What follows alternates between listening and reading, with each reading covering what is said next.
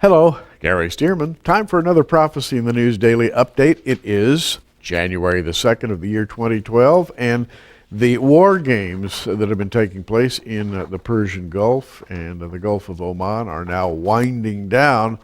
And the fascinating thing about these war games is they reveal much about Iran's plans.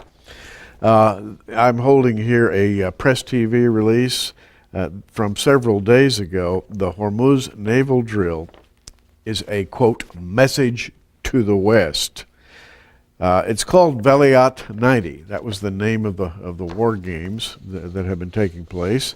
And the, quote, the Iranian Navy's military maneuvers in the Persian Gulf and the Sea of Oman indicate the power and dominance of Iran's Navy in regional waters, said a member of the Parliament National Security and Foreign Policy Committee in Iran. A gentleman by the name of Zoreh Elahian said that this should tell the West once and for all that the Iranians are not to be trifled with. The lawmaker also stated that military drills aim to increase Iran's deterrence power and prove its regional dominance. Quote, the exercises send an important message to the whole world, and especially the colonialist powers, that would be Europe and the United States, and also show the power of Iran's armed forces, particularly the country's navy.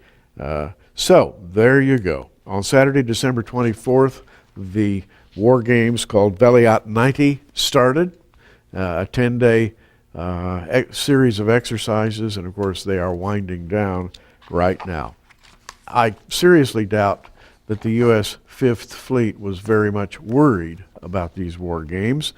We have the Fifth Fleet with the carrier USS John C. Stennis and its task force operating in the area, as well as a number of aerial assets that are based in Saudi Arabia. Of course, the aerial assets from aircraft carriers in the region, and a number of different exercises of our own, including the big boomer submarines that are operating in the area. So I don't think the United States is going to be very much frightened by all this, except that we need to be concerned that the Iranians think that they're arriving at a dominant position. Thursday afternoon, December 29th, Tehran raised the pitch of its threats to the United States when its Deputy Chief General Hossein Salami declared, quote, the United States is in no position to tell Tehran what to do in the Strait of Hormuz. So the Iranians are beginning to get a little brave now. The Iranians, also called Persians, and if you've been watching these updates for any time at all, you know that Iran is the biblical Persia. But that's not all. And today I wanted to read some scripture from Jeremiah that points out something else. The Persians go back to their forebears, the Elamites. And the ancient Elamites are the genetic stock out of which came the Persians. So when you read about Elam in Scripture, you're really reading about today's Persia.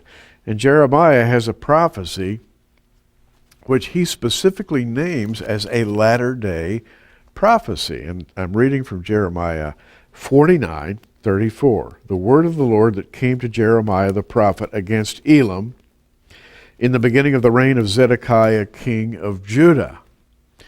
So this prophecy was given to Jeremiah during the days of Zedekiah, king of Judah. Verse 35, thus saith the Lord of hosts, behold, I will break the bow of Elam, the chief of their might, and upon Elam will I bring four winds from the four quarters of heaven, and will scatter them toward all those winds, and there shall be no nation whither the outcasts of Elam shall not come. Now, this is speaking globally. When Jeremiah talks about the four winds from the four quarters of heaven, we're really talking about a global situation here, that the Elamites will arouse the the ire of nations from all over the world. Verse 37 says, "For I will cause Elam to be frightened." The King James word dismayed, apprehensive, anxious. Certainly Elam is not that way now. Elam is in a state of pride and righteous anger. But Jeremiah says, "I will cause Elam to be dismayed before their enemies and before them that seek their life, and I will bring evil upon them, even my fierce anger, saith the Lord, and I will send the sword after them till I have consumed them. And I will set my throne in Elam, and will destroy from thence the king and the princes, saith the Lord." And then this verse, the ending verse in this chapter, verse 39, I think says it all. "But it shall come to pass in the latter days that I will bring again the captivity of Elam, saith the Lord." You know, it's kind of fascinating that many prophecies given millennia ago, thousands of years ago, appear to be local prophecies, and you read through them thinking, well, this may have happened 2,000-3,000 years ago, whatever the case. And then you get to the end of the prophecy, "But it shall come to pass in the latter days. And I will bring again the captivity of Elam." Well, what can we say? This prophecy, according to Jeremiah, is aimed, its conclusion comes in the latter days. And Elam appears to be subject to a dark end in the latter days. And by the way, in the Hebrew text, it says in the last days, that is the end of days, or the closing days, this prophecy will come to pass. You know, I'm looking at another news release here from CNS News. The headline, quote, "These war games are a warning to the Western countries."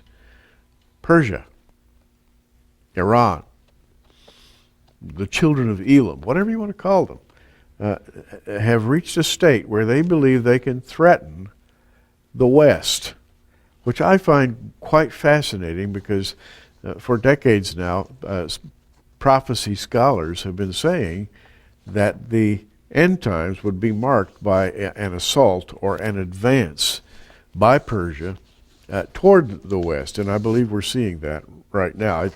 I can't remember the first time I started talking about this, but it has to be 40 years ago. The 10 days of war games that are just concluding, they're called Valiat 90. They're taking place in the Gulf of Oman, the Gulf of Aden, the Persian Gulf, and they are aimed at sending a message to the Western countries, namely, do not trifle with us, the Iranians. Well, I have said it before, I'll say it again. I certainly would hate to go up against the Fifth Fleet and the aircraft carrier John C. Stennis in the Persian Gulf with its retinue of guided missile cruisers, submarines, etc., etc. I think the Fifth Naval Fleet has more firepower than the entire Army, Navy, and Air Force of Iran. Nevertheless, the Iranians feel that they can create chaos and thus bring to an end their era of waiting. What they want to do is initiate the coming of the Mahdi, and by the way, they intend to do that by inflicting chaos on the rest of the world. That's their goal. It's a stated goal. We don't have to guess about it. They're telling us what they're trying to do. Keep watching the Persian Gulf, and keep watching the Persians, by the way. Gary Stearman, as always, keep looking up.